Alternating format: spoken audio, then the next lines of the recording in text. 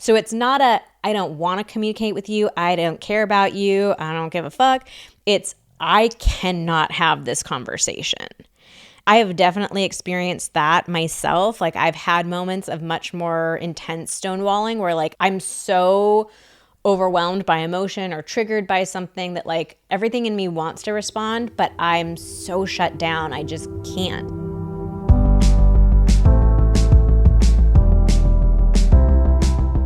Hello and welcome to the Pillow Talks podcast. We're your hosts, Vanessa and Xander Marin. I'm a sex therapist with over 20 years of experience. And I'm just a regular dude. We share the ups and downs in our relationship while giving you step-by-step techniques for improving yours. Make sure you subscribe for your weekly double date full of totally doable sex tips, practical relationship advice, hilarious and honest stories of what really goes on behind closed bedroom doors, and so much more. It's the sex education you wish you'd had. Today, we are talking about the Four Horsemen of the apocalypse. Shit. Why did you just wee in front of that? I was about to ask if we could redo that. You think it's funny now? This is like a really serious topic. You're like, wee. So my plan was for you to go. Yeah, we have to keep the it. Four Horsemen, and then I was going to go, nay. That's still bad. It's such a serious topic. I know, but then We're going with it. I was like, I thought I saw you pausing, and so then I was like, oh, I'm just going to drop the little nay in. And then you kept going, and so I tried to cut it off, but I'd already... That was like the tiniest little noise, too. And then I was like, oh, God, we're going to have to redo it. Very excited to hear that played We're going to have to redo it. No, we're committed to it. We're committed now. You got the nay and everything.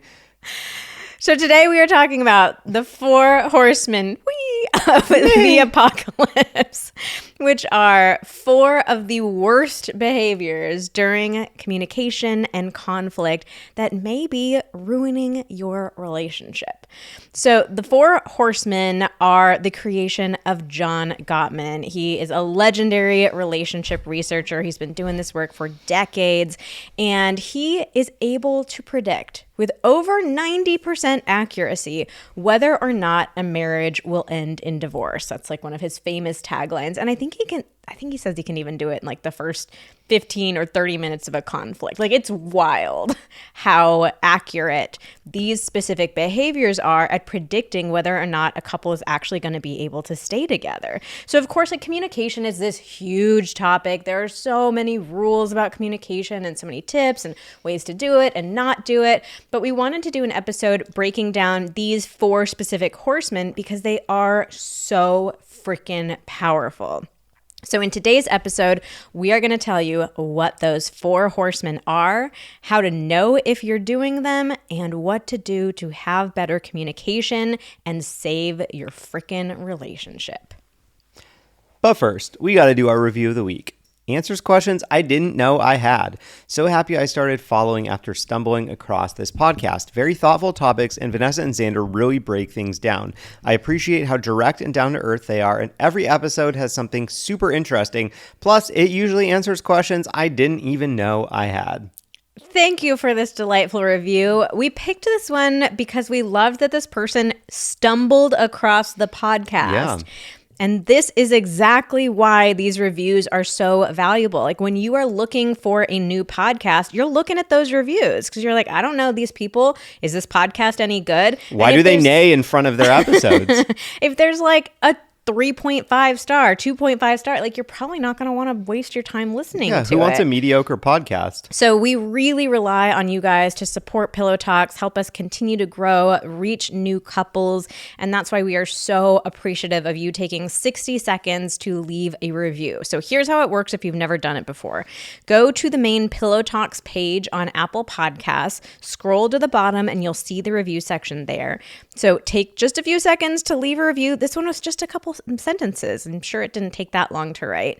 And every week going forward, you will automatically be entered into our weekly giveaway. So if you hear your review read on an episode, you can email us at info@vmtherapy.com and we will give you a prize. It's our little way of saying thank you for taking the time. All right, let's get into the Four Horsemen. So first, we want to say you have definitely done at least one of the horsemen. You may currently be doing one of the horsemen. So the point of this episode is not to scare the crap out of you or make you think like, I can never, ever do any of these four things. Because as you're going to see in the moment, they are like a little complex, right? So don't panic. This does not mean your relationship is doomed. But instead, we just want you to be aware of these four horsemen so you can try as hard as you can to avoid them. And we want to teach you different communication tools and coping strategies to replace them. And perhaps most importantly, to be able to have the language to be able to call out when you are, when you realize you're engaging in one of these behaviors, the ability to call out with your partner like, oh shit, you know what? I was just doing one of those. That's one of the four horsemen. Let me take a deep breath and try again. I think it's so important to be able to understand what something is so that we can call it out when we do it ourselves. And that's such a great way to be able to like acknowledge, okay, yeah, I'm engaging in a behavior that I don't really want to be engaging in. So it's a way of sort of taking responsibility and apologizing, and your partner gets to see like, oh yeah, they're aware of this. Like that is doing the work right there, is being able to call this stuff out in yourself and then take action. Okay, the first of the four horsemen of the apocalypse. What do you think of this name, by the way? I know, it's like a really dramatic name. Yeah, I feel like we should... Horsemen of the apocalypse. At the very least, we should stop saying the apocalypse. We've already said it. We don't need to keep saying the first of the horses. How would I say the first of the horses, and you can do your neigh after each one? Okay. It'll lighten the tone. Okay, the first of the horses is criticism. So criticism is getting upset with your partner for something they did. And right off the bat here, we need to make the distinction between criticizing and complaining. Because we have to be honest, like we all have complaints in relationships. Like relationships are not perfect. We all do things to let each other down, to disappoint each other. We make mistakes. Like there are lots of complaints in relationships, right? Yep, there's lots of complaints in life. But the difference between complaining and criticism is that complaining is when you're focused on one specific issue. The laundry didn't get done, or it didn't get put away, or the bathroom is a mess, like that specific kind of thing. Whereas a criticism is when you're making a more global complaint about your partner's personality, their character, their values.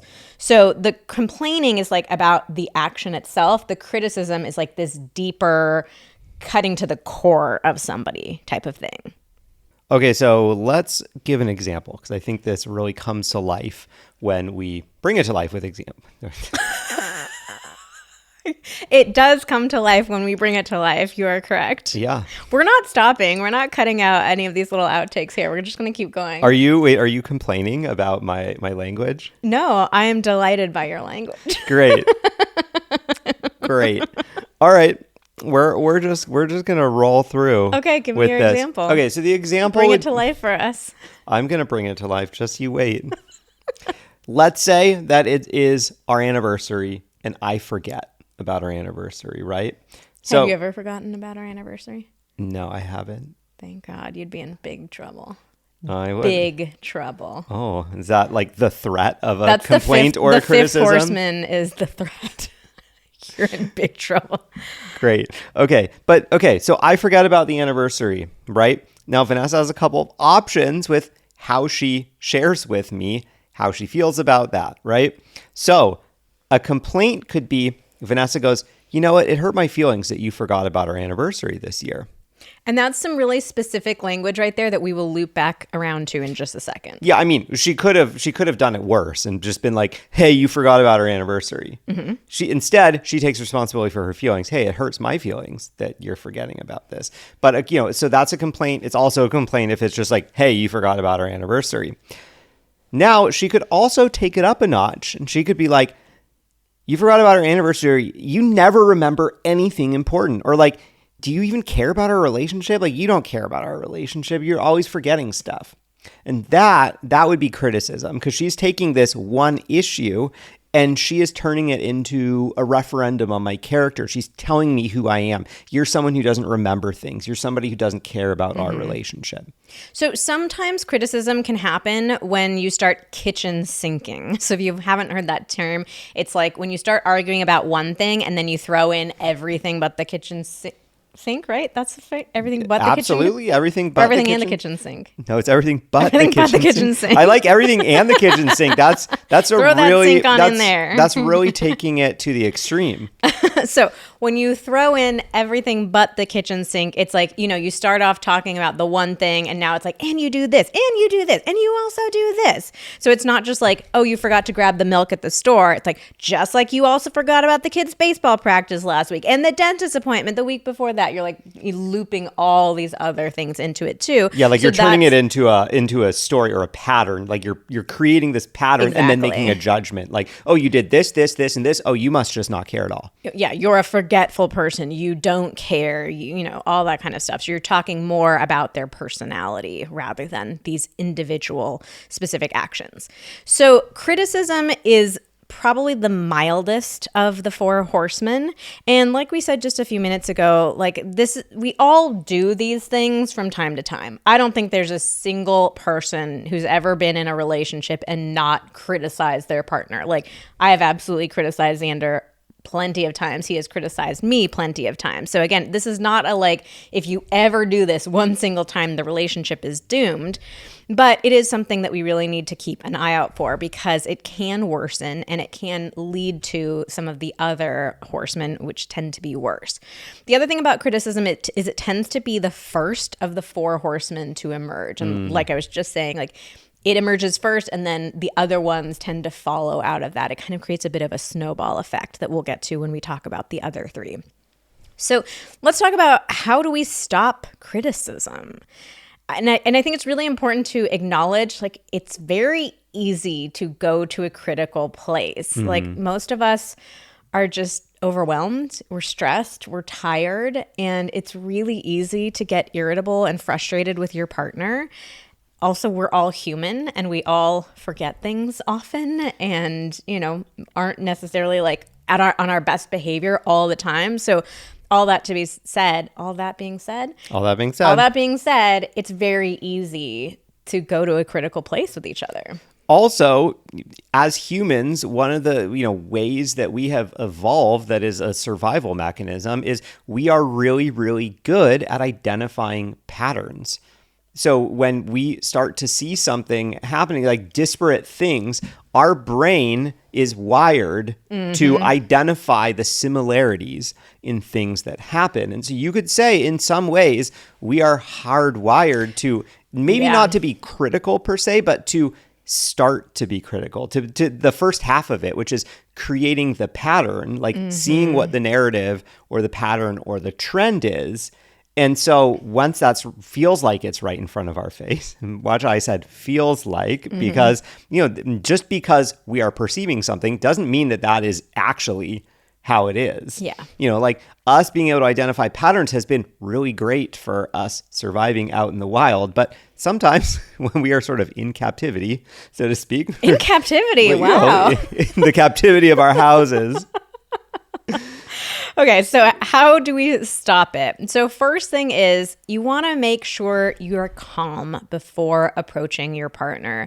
If your partner has just done something that has made you frustrated, upset, triggered you, like it is so likely that you are going to go straight into that critical mode. So most of us really need to learn how to give ourselves a little bit of an adult timeout and like calm ourselves down, figure out what's coming up for ourselves, figure out like, okay, I want to approach my partner in the best possible way. And that might be like a little self-talk that you can give to yourself in the moment using this language of the horsemen, like, okay, my partner just did something. I don't want to go into criticism mode. Let me give myself a second to like breathe, to figure out how to say it and to make sure I can say it in a gentle and kind way so I avoid that criticism. You also want to make sure that you are focusing on one specific instance at a time. So no kitchen sinking here.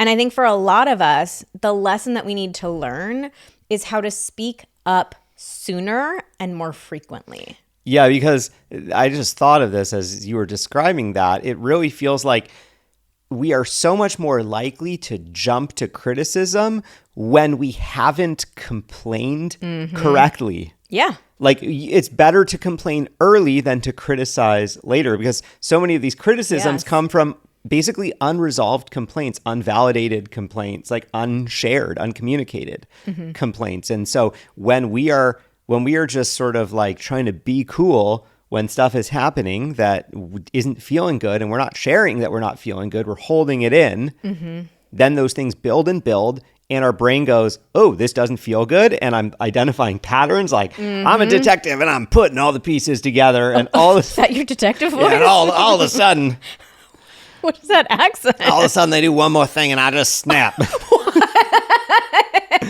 I just snap and I criticize.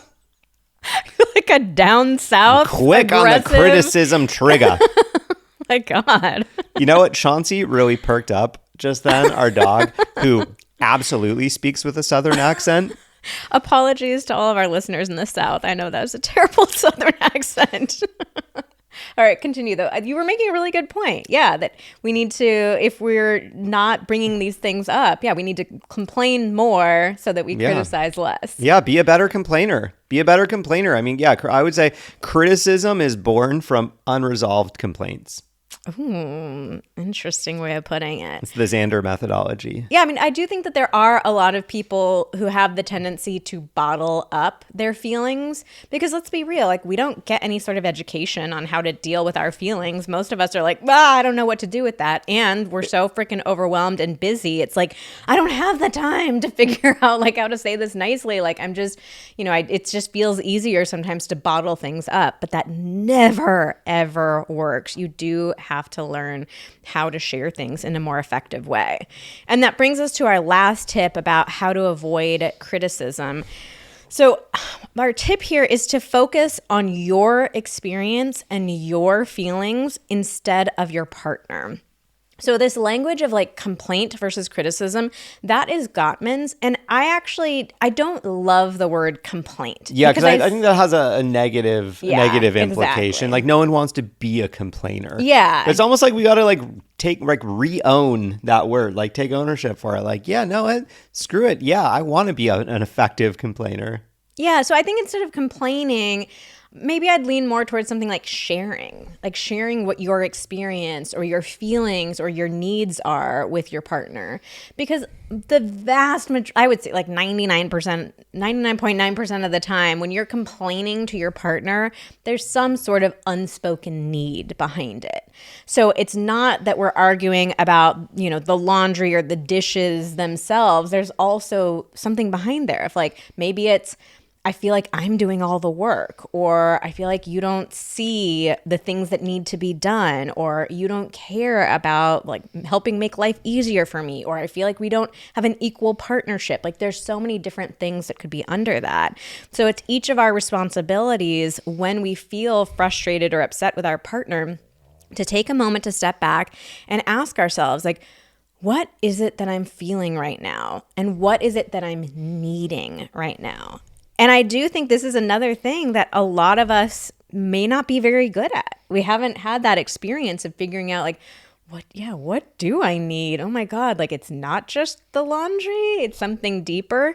So that can be a really beautiful lesson for you of learning how to take that time to sink into like, what's coming up for me here and what do I need to express to my partner? It might even be that you don't need very much other than being able to share that something hurt or something, you felt sad or you felt let down or whatever it is. Like often it's just being able to share whatever is coming up for you, have that feeling heard, understood, and validated by your partner. And that might be all you need to move on. I think so many of us think like, when we get emotional, we have this, oh my God, I'm too much. I'm too much. I can't, too much for my partner. I'm too much for the world, whatever. Like I can't share it.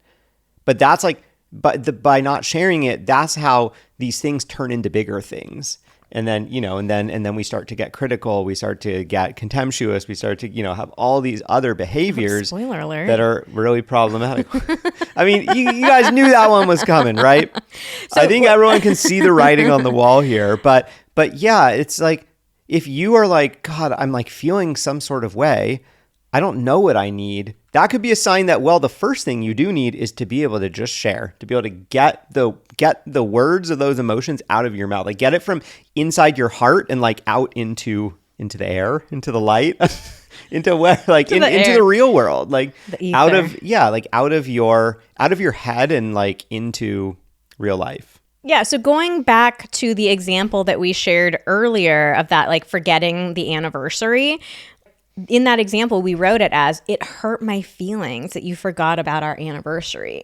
So you're sharing like your experience. Obviously, we could have gotten a lot more detail with this experience, this specific example, but it, maybe just all that you want to do in that example is you just want to share with your partner. I get like, that hurt. It made me sad. I felt lonely. I felt disappointed. You also might have a need there where you might say to your partner something like, I want to make sure that you plan something specific for us next year, or that we work together to make sure we do something, or we put a reminder on the calendar like 2 weeks before it next year so we make a plan.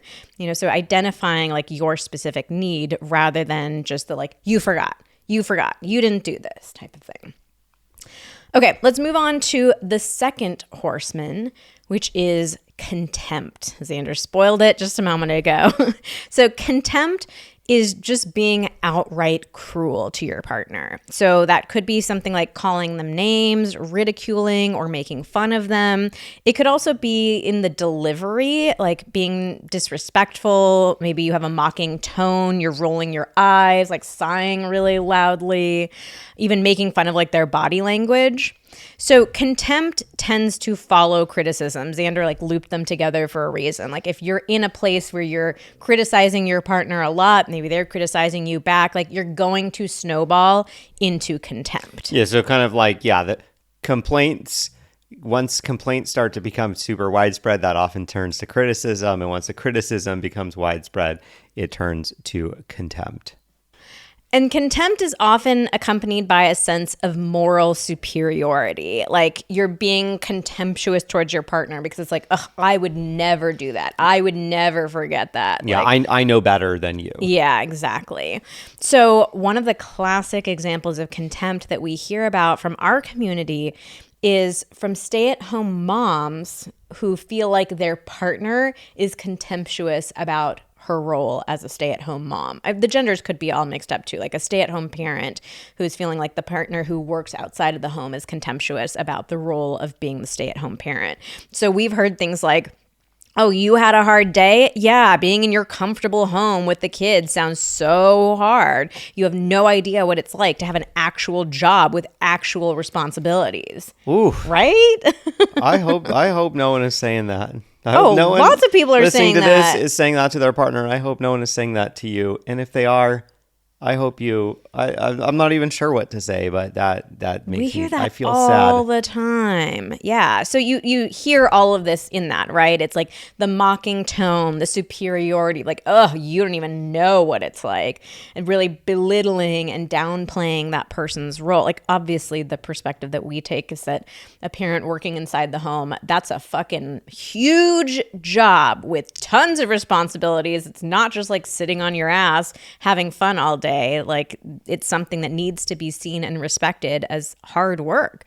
So contempt is arguably the worst out of the four horsemen. And actually, Gottman found that contempt itself is the single greatest predictor of divorce. And it makes sense, right? Like, I mean, who wants to be long-term? Like, yeah, if you've gotten to a place where you're feeling contemptuous of your partner, where you're belittling them, looking down at them, making fun of them, it's like, well, who's going to want to stay with a partner like that? And oftentimes, like, partners both become contemptuous. It, just gets really nasty between the two of them. So, like, of course, that's not going to be the secret for a lasting relationship, right? Like, it makes a lot of sense that this is the single greatest predictor of divorce.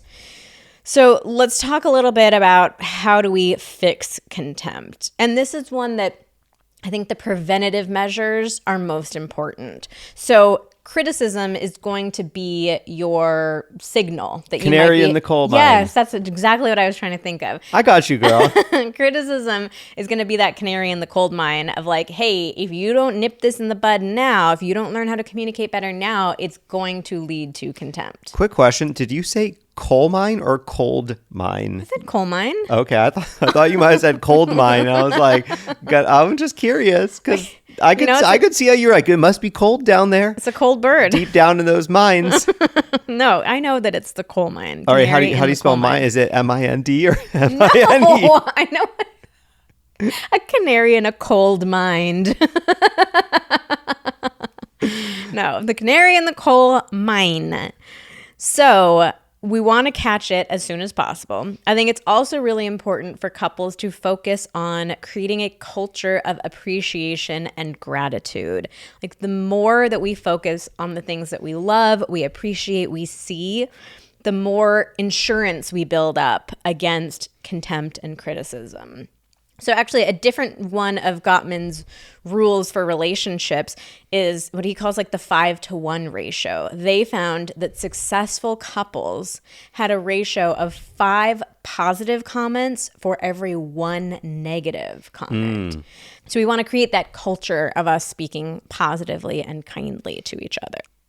And I'll also say that if contempt is showing up very intensely in your relationship, like serious name calling, aggression, it's just feeling really nasty between the two of you, or if it's a recurring part of your relationship, like again, we all do the little eye roll from time to time, that kind of stuff. But if it's like frequently coming up, then definitely seek out couples therapy. Like we said, this is the worst one. It can be the hardest pattern to break. So therapy can be really beneficial in helping support the two of you. Let's move on to our third horseman, which is defensiveness. So defensiveness happens when your partner brings something to you, a complaint perhaps, or just an airing out of their feelings, and you respond by getting defensive, by making excuses, maybe trying to flip the roles or play the victim. So for example, one of my frequent in the past complaints of Xander is that he would forget to take the trash out. He's actually been really good about it for the last couple of years, so maybe we're out of this phase of trash forgetting. But let's imagine I said to him something like, "You didn't take the trash out again." So a defensive response would be if I was like, well, the trash trucks had already come, so it was too late to take it out anyway. Or it could even be like, so what? I forgot. It's not like you're perfect. Like you forgot to get the groceries last week. So you can see like defensiveness and contempt can actually occur often in the same time in examples like that. Like, oh, you're a super forgetful person. No, you are. Yeah. And you could get, kind of nasty about it as well. So defensiveness leaves your partner feeling like their concerns don't matter to you, like they can't be heard or seen because you're always flipping it around on them. Like you're never to acknowledge it. Yeah. You're never taking responsibility for anything. Yeah. And it can also make them feel like they don't have a true partner in life. Now, defensiveness is another one of the milder horsemen. Oh, I just realized we forgot to do our whole little setup thing. You haven't been neighing. Oh, nay. I was like, the next one is defensiveness. We can have art edited in. That's okay. So again, this is another one of the milder ones. We all get defensive. There is not a single person alive who has not gotten defensive at least once in their life. It is so hard not to. And I think this loops back around to what we were talking about with criticism, is that when somebody is bringing something to us, it is so hard not to want to defend yourself, especially if they're bringing it as a criticism. Like, you're a forgetful person. You're not a thoughtful person. You do this all the time. Like, of course you want to jump to your own defense and say, like, no, that's not me. That's not what I'm like. It was just this one time, or it happened for this specific reason. So how do we not act defensively, not respond defensively? So let's go back to that example of like Xander forgetting to take out the trash. So I come to him, I say, you forgot to take it out yet again. So first thing you need to do, take a deep breath with all of these. I think like just taking a moment to pause, to reflect, think about this episode, think about what your friends Xander and Vanessa told you to do. It can be very helpful. It may also be helpful in that moment to remind yourself that we are talking about one action. This is not an indictment on your entire personality, on your values, on who you are as a person. So remind yourself, like, I am a good person. This is one mistake that I made. And it might not even be a mistake. Like maybe, obviously the trash one is a very black and white type of thing, but it might be something like your partner saying you hurt their feelings. And you're like, well, that wasn't what I thought I said, or that wasn't my intention. Like it might feel a little bit blurrier. So telling yourself like, I'm a good person, I made one mistake here, or I'm a good person and my partner had their own experience of this event. I had my own experience, but like, I'm still a good person. You may want to ask your partner to rephrase if necessary. So if they come at you with a straight up criticism, like you're so forgetful, you never remember to do this stuff, like you can ask them, hey, can you rephrase that so it's not a criticism? Because if you are hearing a criticism, there's no way you're not going to get defensive. If you're hearing somebody say you are this kind of person, you always do this, like no way in hell you're just rolling over and saying like, you're right, I am a horrible, forgetful, terrible person. Yeah, I mean, because the problem with that, when someone tells you who you are, they're giving you two options. You can either say yes or no, right? So it's either you kind of like roll over and take it, or you have to be defensive about it, right? There's no middle ground, which is why criticism and contempt can be so problematic. They force defensiveness. Yeah. So the next step is to try to validate your partner's perspective. This is the challenging one, for sure. It can be a little bit more straightforward when you recognize like, yes, I did make a mistake. I forgot to take out the trash. It's a lot harder to do when it's a more gray area kind of example. Let's say Xander planned to go out with his friends on Saturday night, and I was like, oh man, that really hurts my feelings. Like, you and I haven't had very much time together, and I wish that you'd wanted to like have a date night with me instead. So an example like that, Xander hasn't necessarily done anything wrong. He didn't make a mistake. He didn't do something terrible, but his actions did have an impact on me. So we've talked in other podcast episodes about the difference between intent and impact. I always fuck up the I like that. Impact. The enunciation. The enunciation. Jesus, that's the word I'm looking for. Intent versus impact. They've got like the alliteration going with the eyes, but it always makes me want to put the emphasis, the intent and the impact. Impact. I like impact. Intent, impact. The intent and the impact. Good Intent. God. Intent. No, okay, no one says intent. So despite your best intentions, sometimes the things that we do hurt other people's feelings.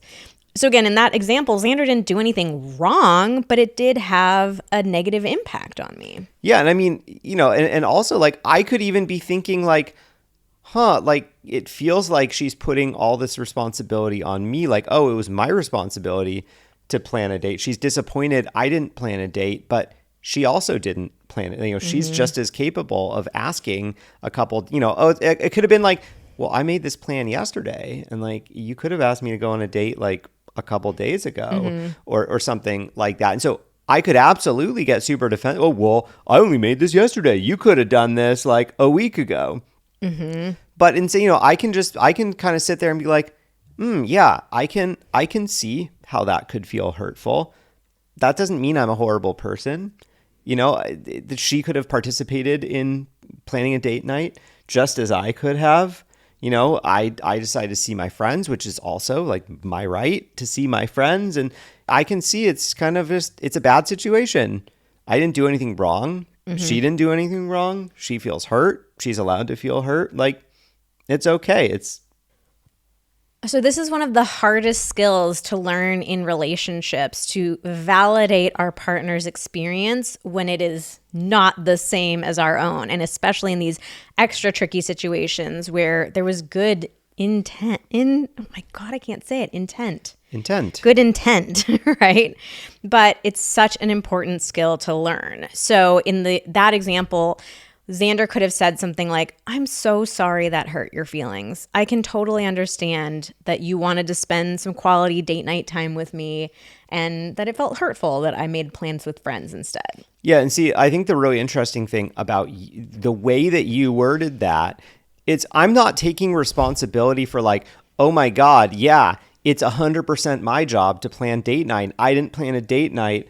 God, that I'm so horrible for that. Like, I'm still leaving space for the reality. I may very well be feeling a little defensive or starting to feel a little defensive inside of like, oh, well, you're hurt that we didn't go on a date. Well, like, why didn't you plan a date like a week ago? I only made these plans yesterday. But the key is like, I could act on that and I could say that. And then we kind of just are at an impasse because like then we're both upset at each other.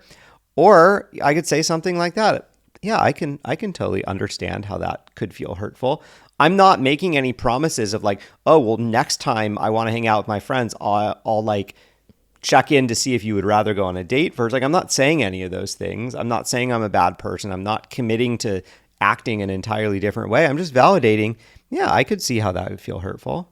Let us know if you want a separate episode about validating your partner. Xander actually did a story about it, I think last week, and people were like, oh my God, talk more about this, how to validate your partner. So let us know. Come on over to Instagram at Xander and Vanessa and let us know if this is something you want to know more about, because we understand it is tricky to do, especially in those gray areas. Now, let's imagine that it's a situation where you did make a mistake or you did, specifically do or not do something. In that case, you need to accept responsibility or admit fault. So you don't need to flagellate yourself, in most situations. Like if it's the trash example, just something as simple as like, you're right, I forgot to take out the trash. I'm really sorry. Something like that goes a very long way.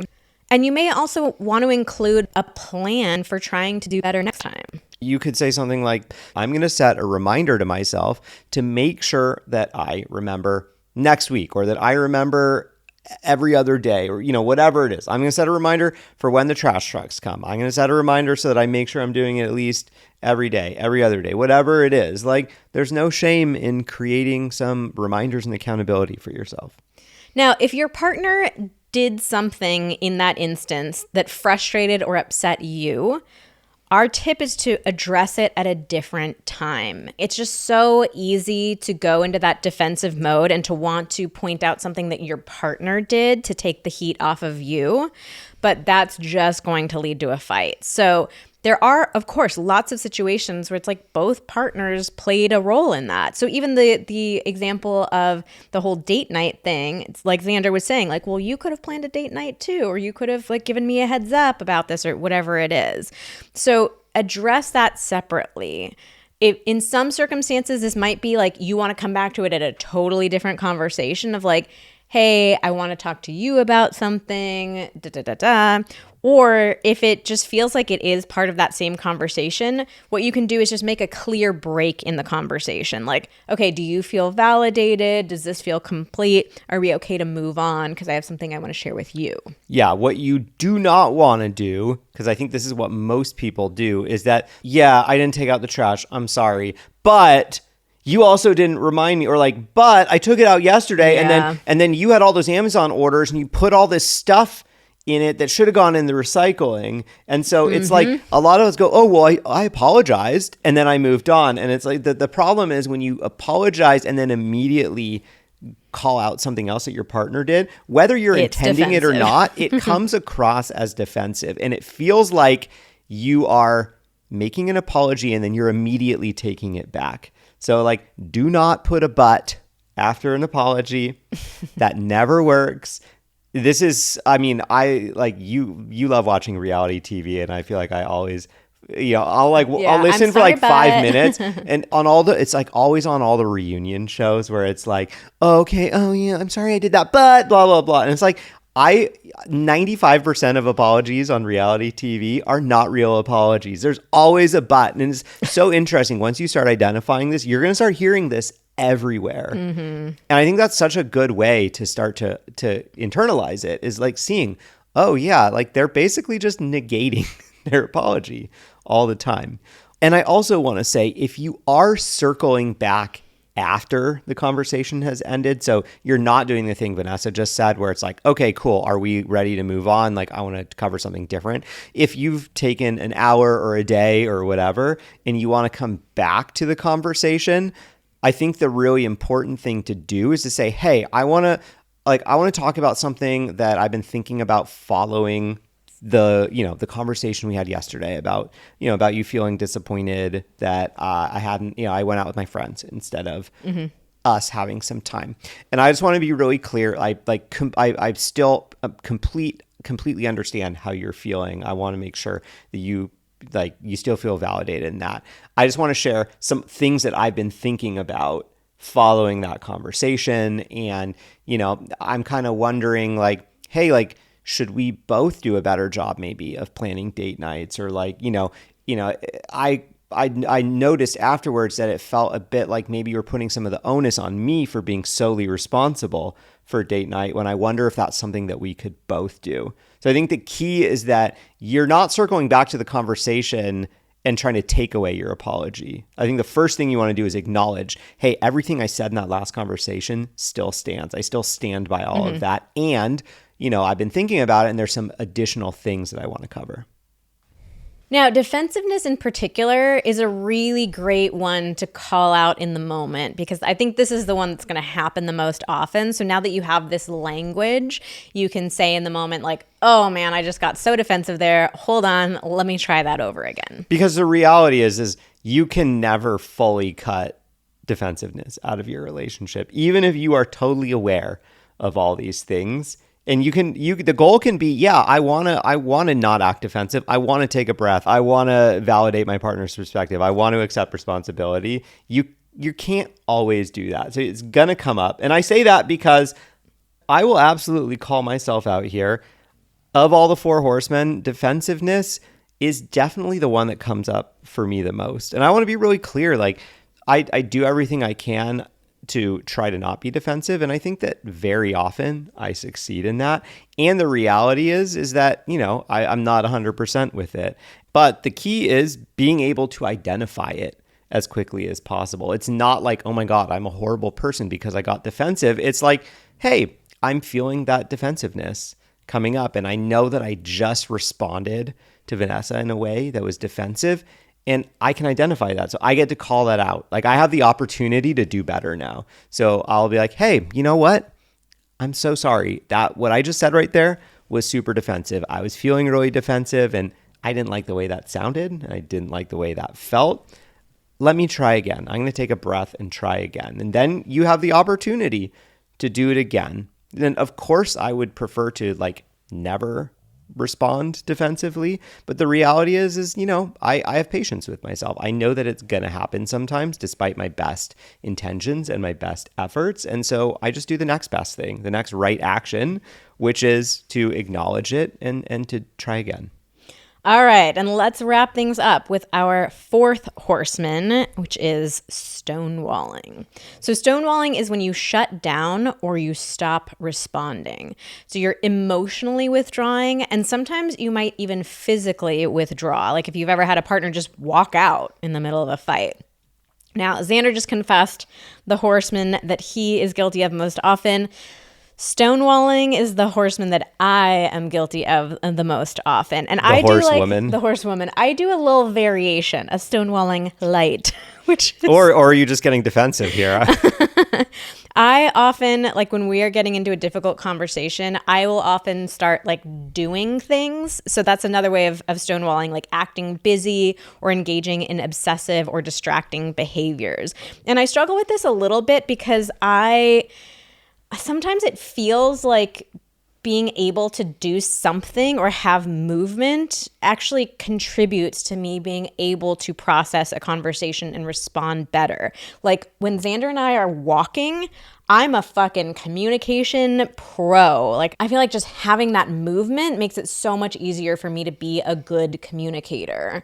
And so sometimes it genuinely feels very beneficial. Other times I notice I'll just get up and start wandering around the house or putting things away. And I'm maybe I'm not fully participating in this conversation. And, you know, sometimes it sends a message to Xander of like, hey, like, are we having this conversation or are you like fucking tidying up the house? Yeah, it's like, how important am I Yeah. to you? How important is our relationship when like I'm like ready to be here and really engage, and then it's like, wait, you're like, oh, like you're focused on this work task? Like, what's up with that?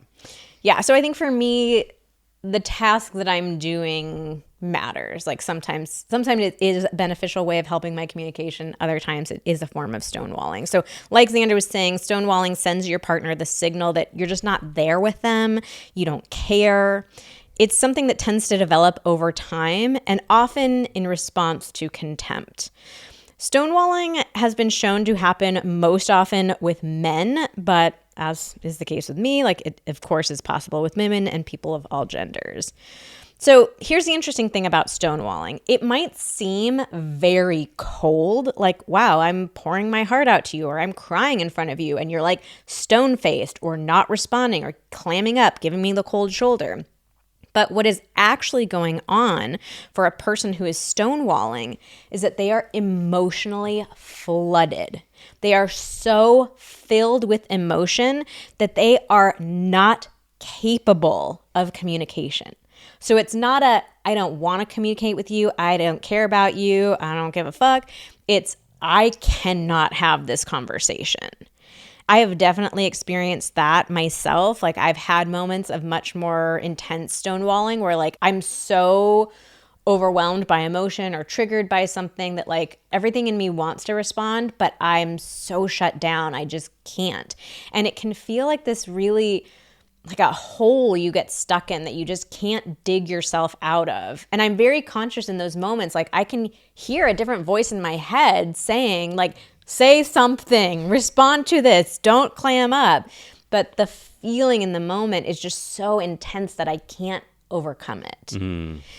So for a lot of men who stonewall, a lot of what's behind this is that they don't feel comfortable with emotions. Like men get taught so much BS about emotion, about, you know, don't be a pussy, don't cry like a little baby. You know, so most men just don't have the tools to be able to communicate when they're feeling some sort of emotion. But again, like even with me, I got all the fucking tools for being able to deal with emotion. I know what to do, but sometimes like those feelings just come up so strongly. So there was a really interesting experiment that Gottman and his team did around stonewalling. So they had couples start fighting with each other. And then about 15 minutes into the argument... Wait, hold on. How did they have them start arguing? No, they have with a each really other? cool, like they have a very cool lab that they bring couples into to observe. And they will tell couples like, okay, like tell us about the most recent fight you had. Like have that fight over again in front of us. Okay. So in this, it's very interesting. They record everything. That's how they're able to come up with all this great research because they're observing actual couples and actual conflicts. Oh my God, the argument lab. I thought that maybe this is legit. I was a little incredulous at like, all right, here you are. All right, start fighting. I was wondering if they set up fights or, you know, they like assign you a like an impossible task or project where you have to work together to like elicit an argument. But No. Okay. So they tell you, start fighting. So then 15 minutes into the argument, some sort of researcher comes into the room and they're like, guys, we're so sorry. We need to adjust the equipment. Can we put a pause on the fight while we get everything fixed? So don't talk about the fight. Don't talk about anything else. We just need you guys to sit here and read some magazines for half an hour. Oh my God, that feels so hard. Yeah. So the couples like could not talk. They just sat there reading their little magazines for half an hour. When the researchers came back in, they're like, oh, the equipment's fixed. We're ready to get started wow, again. Magic. Like, yeah, start your fight again. They've found that all of the couples, their heart rates were significantly lower and their interactions were more positive and more productive. So during that half-hour break, the participants were able to like physiologically soothe themselves by reading and by not having the argument with each other. So then once they were calm, once they had soothed themselves, they were able to have that conversation much more productively. So this just goes to show you breaks are really, really beneficial in conflict. So I think the key here, though, because one might argue, or a stonewaller A chronic stonewaller might be like, well, obviously that's what I'm trying to do by stonewalling. I'm trying to create a break. So I think the key differentiation here is if you want a break, you have to ask for it explicitly. You have to communicate that. And it has to be something that you're both agreeing to explicitly for it to be effective, for it to not feel like stonewalling to the other person. Exactly. So you can say that in the moment. Again, now that you have the language from this episode, you can tell your partner, you know what, I'm feeling flooded right now. Can we take a break and come back to this in 20 minutes? And I would include something like, this conversation is important to me, or you are important to me, and I want to be calm to have this conversation with you. And it also could be really helpful because, like, I know this happens with us sometimes, and it is hard for me because in that moment I'm like, I feel like I'm ready to have this conversation. I want to have it. Feels like we're about to make some progress. And so I think another line, if your partner is typically like, kind of more ready and willing to go in those conversations, is even adding something like, hey, I know that this might feel hard for you. Like, I know that you're really wanting to have this conversation right now. And I get that it can feel tough that I'm asking for a break. I think that can go a really long way. Because if you don't add that, then you're just opening it up for your partner to immediately respond with, well, no, I don't want to take a break. Like, I'm ready to go right now. And so you kind of preempt that by being like, hey, I bet that this feels tough. Exactly. And I'm hoping that you're open to that because that's really what I need. And you also need to make it clear that you're asking for a break, not just a like, I'm done, we're not having this conversation anymore. It's like, I'm coming back. Now, during that time, it's very important to do something soothing for yourself. So this is not 20 minutes for you to step away and like seethe and go over the fight and plan out what you're going to say to your partner. Like, you need to do something that feels soothing and relaxing. Like taking a walk is a great example. Or, I wonder what magazines they use in the maybe Gottman studies, because those sound like some real good magazines. I wonder if we can find out what they are. So in general, like just taking breaks in conflict is a really great practice that we can all adopt. And with that, we'll take a break from this podcast because we're done. We are done with our 4 horsemen of the apocalypse. Yeah, we'll leave you to think about this and then come back a better person, aware of the 4 horsemen or 4 horsewomen. And if you find yourself exhibiting any one or many of these 4 horsemen behavior and you want some help improving in that area, definitely make sure you're following us on Instagram. We talk so much about communication stuff, how to improve your communication, how to identify things that you might not be aware of, blind spots that you might be having. So if you're not already following us, follow us on Instagram at Vanessa and Xander. That's Xander with an X.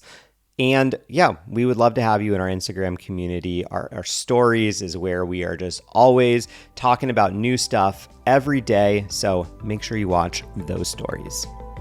And with that, that's really it for today's episode of Pillow Talks.